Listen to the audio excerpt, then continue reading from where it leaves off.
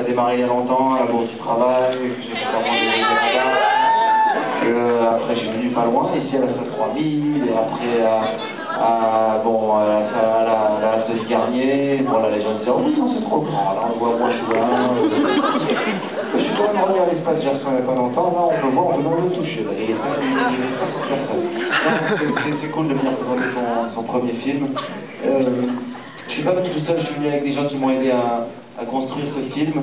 Je voudrais d'abord vous présenter le producteur qui m'a fait confiance, qui quand il a lu le scénario a vu plus que simplement aller trouver de l'argent pour faire un film. C'est tout de suite ce qu'on imagine quand on pense à un producteur.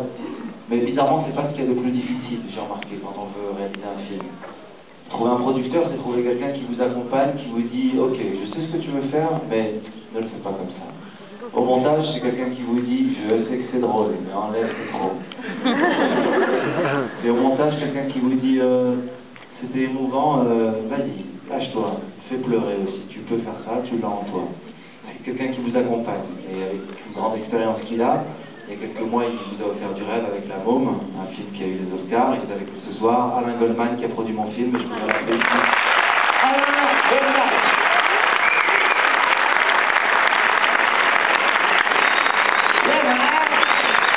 Voilà, un mec qui a des Oscars de Goldman. Je ne crois pas qu'on peut gagner avec les États-Unis et tout ça.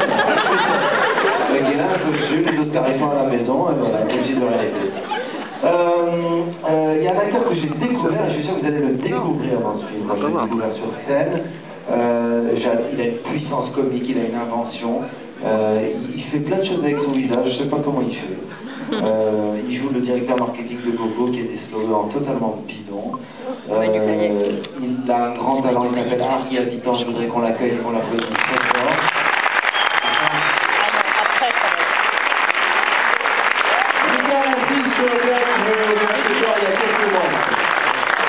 Et enfin, quelqu'un que j'ai connu aussi sur scène, c'est notre point commun à pratiquement tous les acteurs de ce film, et c'est ce que j'ai aimé, c'est qu'avec eux j'ai pu improviser. C'est un jeune acteur qui nous vient d'une île lointaine, mais on était obligé, il y a des quotas. Il est avec nous, il va nous faire un beau cadeau de bien faire ce rôle et d'improviser, et puis d'être assez carré avec à la fois sa fantaisie, c'est ce qu'on aime chez lui. Manu Payet!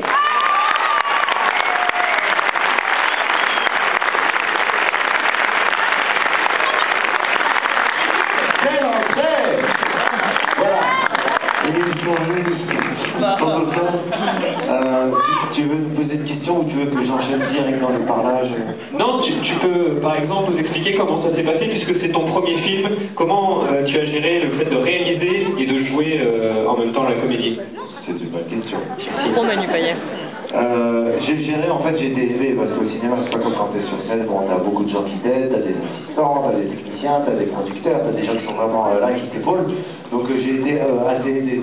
Mais comment je l'ai géré, c'est-à-dire que moi la raison pour laquelle j'ai mis en scène ce film c'est que c'est une volonté d'acteur, c'est pour pouvoir jouer un rôle qui se rapproche de ce que je fais sur scène. Parce que même si j'ai aimé les autres films que j'ai fait, avec Salvadori ou Weber, en fait ce que je voulais c'est retrouver mon jouage à moi. Et ma manière de... Ton personnage qui est voilà, le spectacle. Voilà. Et donc c'est ce que j'aime, c'est le rapport au public. Et avec ce film, je suis en rapport direct avec le public. Donc j'ai appris, c'est pas évident, parce que quand tu réalises un film, on te pose plein de questions, on te dit alors qu'est-ce qu'on fait, tu dois faire semblant que tu connais. Au début, ouais. Et puis j'ai appris, c'est mon premier film. Voilà, c'est comme ça que j'ai fait.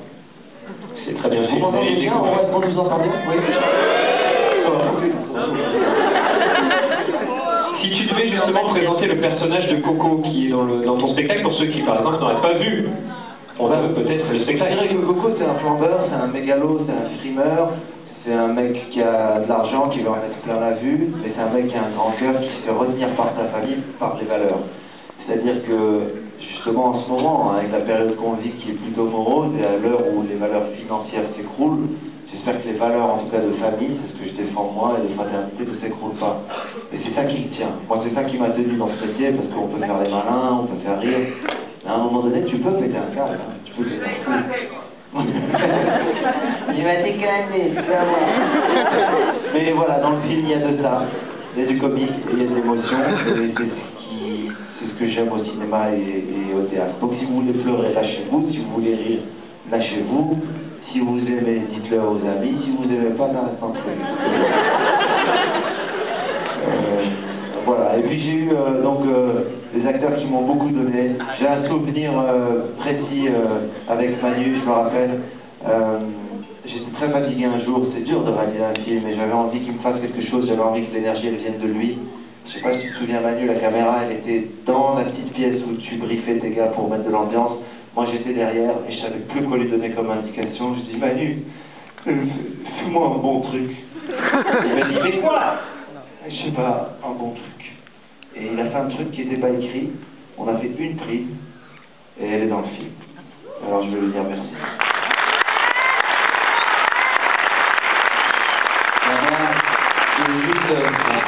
Je voulais juste justement profiter de l'occasion, Gad, pour te dire merci de m'avoir demandé de te faire un bon truc. Parce que quand on demande à quelqu'un de lui faire un bon truc et que c'est son premier film et qu'il y a un producteur comme Alain Goldman derrière et qu'on donne des comptes à rendre après à la fin de chaque jour, quand on est réalisateur, il faut sacrément faire confiance au mec à qui on demande de faire un bon truc. Non mais c'est vrai, c'est-à-dire qu'il m'a laissé, tu vois, il m'a laissé faire, c'est-à-dire que il m'a dit vas-y, je vais tourner la caméra, tu fais ce que tu veux. Et pour ça, je ne te dirai jamais assez merci. Il nous a déjà fait ce beau cadeau une première fois à Harry et à moi, lorsqu'il nous a demandé de faire sa première partie. C'était il y a 4-5 ans maintenant, on est monté sur scène devant toi, et déjà ce soir-là, tu m'as dit, vas-y, fais-moi un bon truc. Tu ne savais même pas ce que j'allais dire, il ne savait pas ce que j'allais dire, j'aurais pu arriver et faire n'importe quoi, et lui foutre la honte.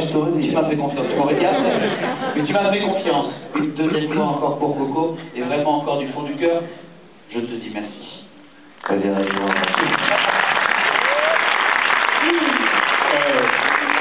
Et là, il vient de me dire, vas-y, Harry, fais-moi un bon quelque chose. Je voudrais juste que tu racontes le moment où on était sur ce bateau et qu'on doit avoir l'air de kiffer au soleil alors qu'on était gelés comme des patates. Ah ouais, on l'a pété et qu'on était mais dans un froid que c'est pas possible d'imaginer qu'il Au début, froid comme ça. on était comme ça en Titanic attitude. Genre tout va bien. Et il naviguait à 160 km/h à peu près. Voilà. Et moi, il m'a demandé en fait de mettre un maillot de bain. Moi j'étais super content, je croyais que c'était un maillot de bain classe, comme ça. Tu vois. Et en fait c'était un maillot de bain comme ça. Voilà. Là, Du blond, voilà.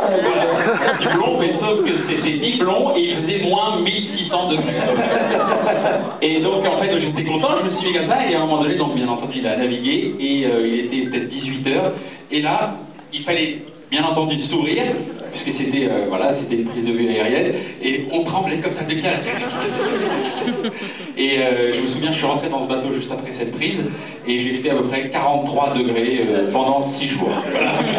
J'étais dans une serviette, je vous jure, regardez des tisanes sur tisanes. J'ai dû changer les airs d'oreille, on va essayer avec la camomille. C'était beau, le beau. Et depuis, lui et moi, on peut faire un enfant. Merci beaucoup.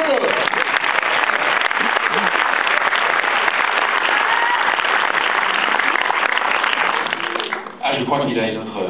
Ah, il y a une question. Je me demande bien de quoi ça s'agit. Qu'est-ce qu'il s'agit pas? Non, on va peut-être donner la parole au producteur de ce film. Tout à fait, car... The producteur. Producteur de ouf. Yeah, I think that... Il a produit la bombe. You want to ask which one was it? Yeah, on est que je devrais être mal.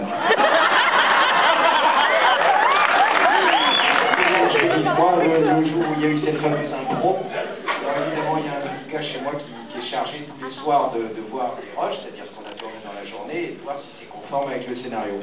Le lendemain matin, il vient, et un peu comme ça, il me dit, mais petit Goldman, finalement, c'est pas du tout ce qui était prévu là. Je dis, bah et alors? Il fait, bah, qu'est-ce qu'on fait? Je dis, bah, c'est très bien, non? Il fait, bah oui, je dis, bon, on regarde. Applaudissements